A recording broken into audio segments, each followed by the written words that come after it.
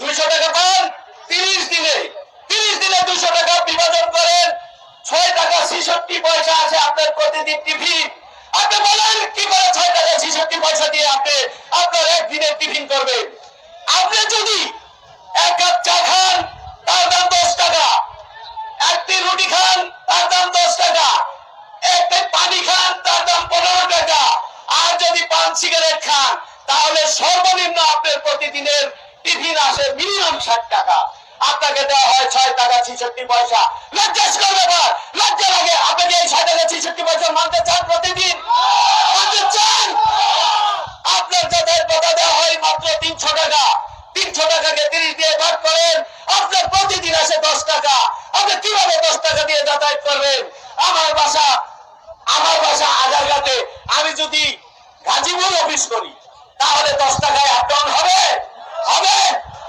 আমার এই যাতায়াত ভাতা বৃদ্ধি করতে হবে, আমার টিফিন ভাতা বৃদ্ধি করতে হবে, আমার চিকিৎসা ভাতা দেওয়া হয় 1500 টাকা। আমি মাঝে মাঝে এই বক্তব্যটি তুলে ধরি, আপনাকে যখন 1500 টাকা টিফিন দেওয়া হয়, চিকিৎসা ভাতা দেওয়া হয় 2015 সালের পে স্কেলটি অনুমোদিত হয়েছিল 1:6 পদ্ধতিতে। 1:6 পদ্ধতি মানে আপনি, আপনার স্ত্রী, আপনার 2 সন্তান, আপনার বাবা মা। 2013 সালে তদানীন্তন গভর্নমেন্ট একটি আইন পাস করেছিল, যিনি সরকারি কর্মকর্তা বা কর্মচারী তাকে তার বাবা মাকে বাধ্যতামূলক পালতে হবে। যদি আপনারা 6 ভাই থাকেন, 5 জন না করলেও আপনাকে করতে হবে। তাহলে বাধ্যতামূলক 1:6 পদ্ধতিতে যখন করলেন, আমার চিকিৎসা ভাতা দেয় মাত্র 1500 টাকা। 1500 টাকাকে আপনি 6 দিয়ে ভাগ করেন, 250 টাকা আছে পার হেড।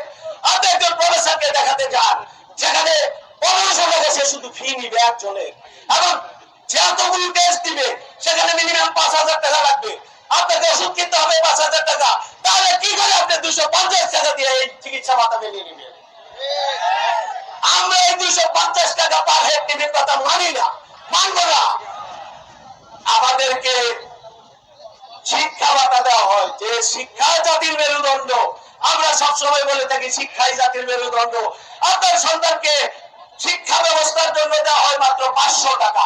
আপনি বলেন, আপনার যদি 2 ছেলে বা 3 ছেলে বা 4 ছেলে মেয়ে থাকে, আপনাকে সর্বোচ্চ দেওয়া হবে 2 জনের জন্য। 2 জনের জন্য দেওয়া হবে মাত্র 1000 টাকা। 1000 টাকা দিয়ে 2 জন বা 3 জন সন্তানকে আপনি কি লেখাপড়া করাবেন?